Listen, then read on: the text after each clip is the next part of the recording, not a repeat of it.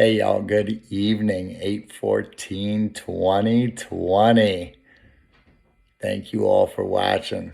Thank you. Tonight's topic, that phrase, that one letter word, or that one word, is grace, right? Grace. So, what is grace? The definition of grace is the free and unmerited favor of God as manifested in the salvation of sinners and the bestowal of blessings. The bestowal of blessings. Well, I know God's grace is amazing. Okay, and what that says is basically that God blesses us for some reason, even when we sin. Okay, and He's done a lot more, right? He gave His only Son for us sinners so that we can be forgiven, right? And then He bestows His grace upon us and rains down blessings.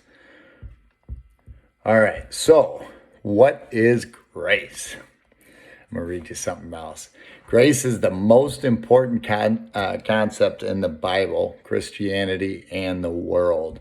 It is most clearly expressed in the promises of God revealed in Scripture and embodied in Jesus Christ. Grace is love of God shown to unlovely, the peace of God given to the restless, the unmerited favor of God. Grace is the opposite of karma. Now, here's why. This is a little crazy. Karma, right? Everybody knows the word karma.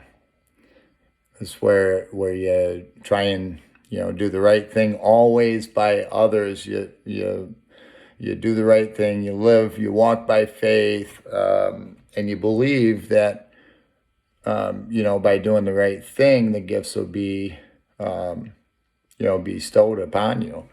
And they should be, right? They're all good. But grace. So God gives it to us no matter what. All we have to do is look up to Him in faith, know what He does for us every day, and just embrace it, right? There ain't a lot else to go for it. I do have a couple verses, and I'm still playing with electronics, so you got to bear with me here.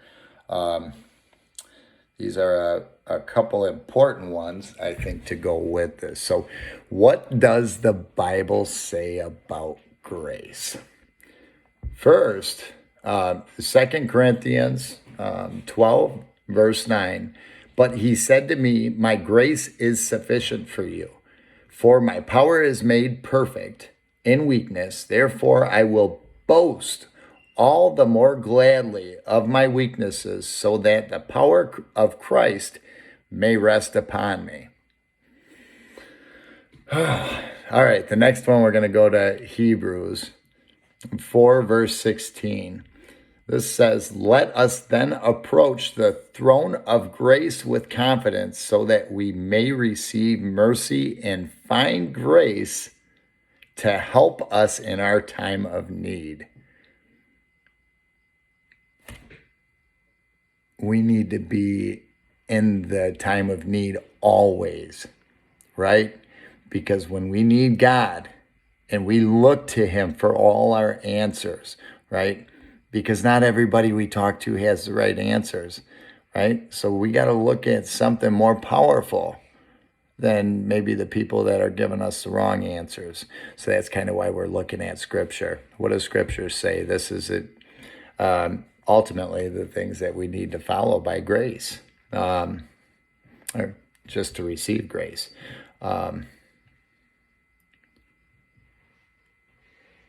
next one is James 4, verse 6. But He gives more grace. Therefore, it says, God opposes the proud, but gives grace to the humble. I know in one of these messages we talked about being humble. I thought I did. If I didn't, you got to find humble, right? You got to be humble.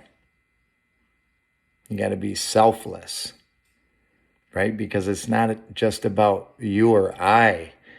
It's about everyone in this world.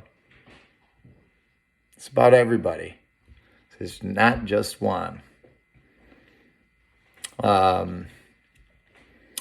I think I read this, but I'm not sure. This is a very good one, and it was directed to me from a close friend. I actually had it in front of me at that time, so it was kind of good. I was prepared and read it out to him. But Hebrews 4 verse 16 says, "Let us then approach the throne of grace with confidence, so that we may receive mercy and find grace to help us in our time of need."